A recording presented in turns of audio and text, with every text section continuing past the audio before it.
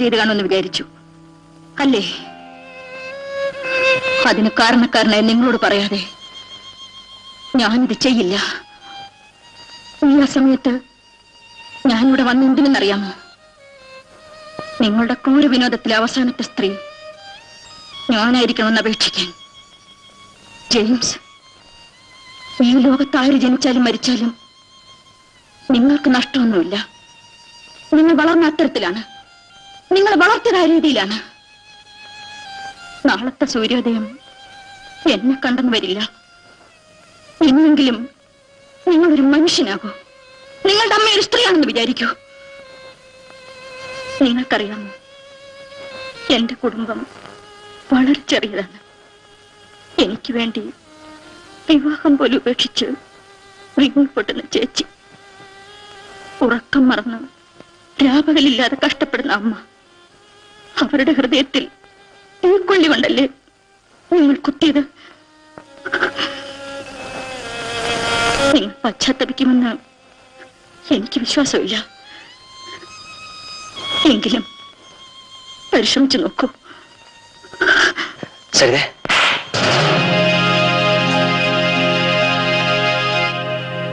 അല്പം വൈകിപ്പോയെന്ന് തോന്നുന്നു. ഞാനിത് നേരത്തെ ചെയ്തിരുന്നെങ്കിൽ എന്റെ എന്ന് പറയാൻ എനിക്കൊരു മകനുണ്ടാകുമായിരുന്നു. മോളെ, ഞങ്ങളെ വിചാരിച്ചെങ്കിലും നീ അവനോട് ക്ഷമിക്ക്. എടാ, ഇവളുടെ കാൽ ചുവട്ടിലെ മണ്ണിന്റെ വില പോലും ഇല്ലാത്തതാണ് നീ. ചോദിക്ക്, ഇവളുടെ കാലൊഴിച്ച് മാപ്പി ചോദിക്ക്. സരിതേ, ഞാൻ ഒന്നും പറയണ്ട. ഇനിയുള്ള നിങ്ങളുടെ താണ്ഡവം എന്റെ ശവത്തിലാവട്ടെ. എന്റെ ശവത്തിന്മേൽ നിങ്ങൾ പോസ്റ്റർ ഒട്ടിക്കൂ.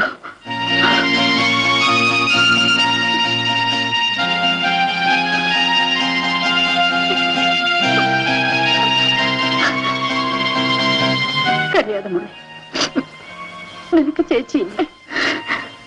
ചേച്ചി ചുമച്ച് തുപ്പുന്നത് വരെ നീ വിഷമിക്കുന്നു. നിന്റെ സ്വഭാവം എനിക്കറിയാവുന്നത് കൊണ്ട് തന്നെയാണ് ഞാൻ ഉറങ്ങാതെ കാത്തിരുന്നത്. അമ്മ ഉണരുന്നതിന് മുൻപ് നമുക്കങ്ങ് ചെല്ലാം.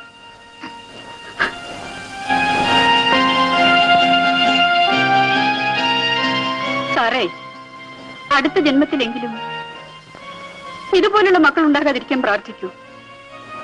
അഥവാ ഉണ്ടായാൽ ആ നിമിഷം തന്നെ കഴുത്ത് നിരിച്ച് കൊന്നുകളയണം.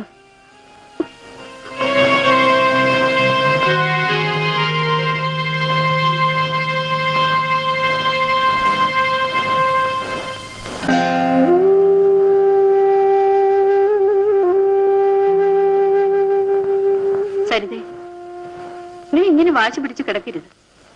പരീക്ഷയ്ക്ക് ഇനി 3 മാസങ്ങളേ ഉള്ളൂ. അത് കഴിഞ്ഞാൽ നമ്മൾ എല്ലാവരും രക്ഷപ്പെടും. ഞാൻ ഇനി ആ ശവപ്പറമ്പിലേക്കില്ല. ഞാൻ പറയുന്നു കേക്ക്. എന്നെ ജീവനോടെ കാണണമെന്നുണ്ടെങ്കിൽ ഇനി നിർബന്ധിക്കരുത്.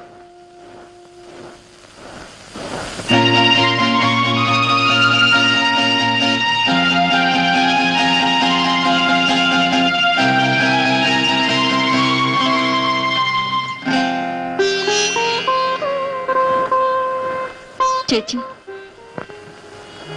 ഇത്രയും കാലം ചേച്ചി എനിക്ക് വേണ്ടി കഷ്ടപ്പെട്ടില്ലേ? ഇനിയും ചേച്ചിക്കൊരു ജീവിതം വേണ്ടേ?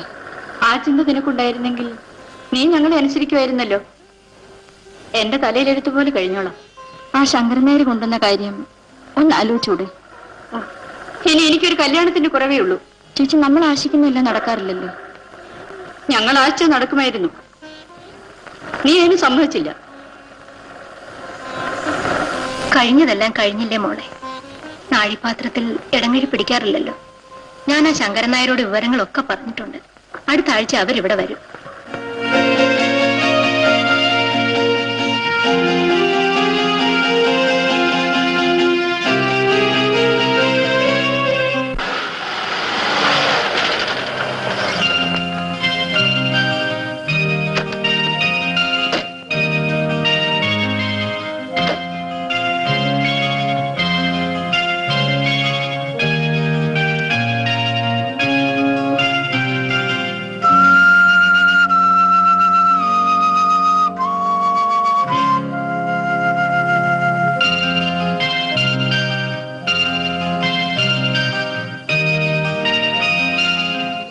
സരിതേ,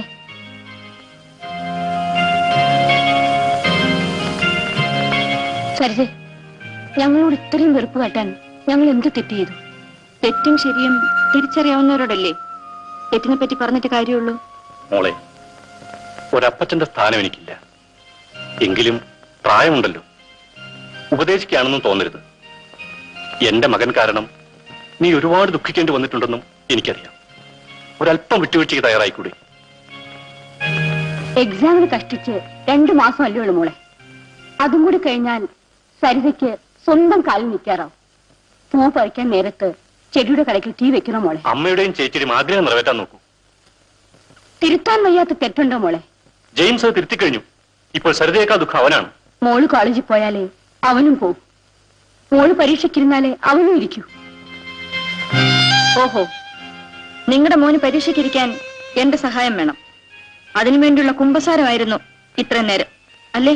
മോളെ, നിങ്ങൾ രണ്ടുപേരും ഞങ്ങൾക്ക് ഒരുപോലെയാണ്. നിന്റെ ഭാവിക്ക് വേണ്ടി ഞങ്ങൾ എന്ത് വേണമെങ്കിലും ചെയ്യും. എങ്കിൽ മകനോട് പറയൂ, കുറെ കൂടി പോസ്റ്ററുകൾ കോളേജ് പരിസരത്ത് ഒട്ടിക്കാൻ.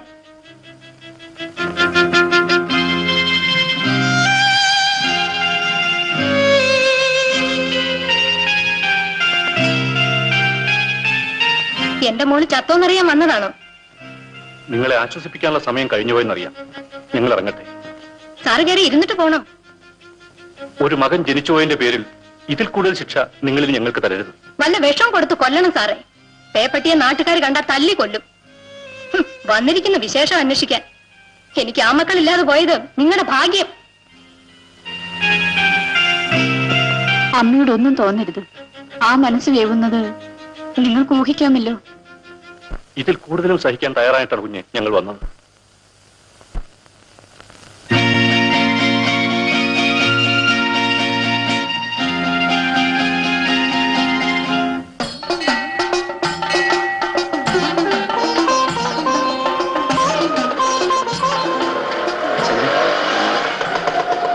പ്ലീസ് സരിതേ, എന്നോട് എന്തെങ്കിലും സംസാരിക്കൂ. നോക്കൂ, എന്നെ ഒന്ന് ജീവിക്കാൻ അനുവദിക്കും. എന്നോട് ഇത്രയും ക്രൂരത കാണിക്കണോ? ക്രൂരത കാണിക്കുന്നത് ഞാനാണോ നിങ്ങളാണോ? മേലാൽ എന്നെ ബുദ്ധിമുട്ടിക്കരുത്.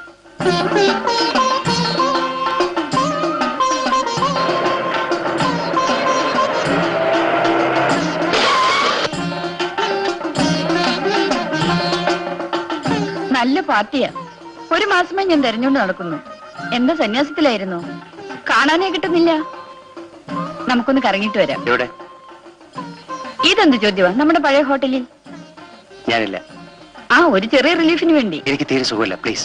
സൂക്കടൊക്കെ ഞാൻ മാറ്റിത്തരാം. Come on darling. ഡേസി താഴെ ഇറങ്ങും. താഴെ ഇറങ്ങാൻ. ജെയിംസ്. ഡേസി, പണ്ടത്തെ ജെയിംസ് ജീവിച്ചിരിപ്പില്ല.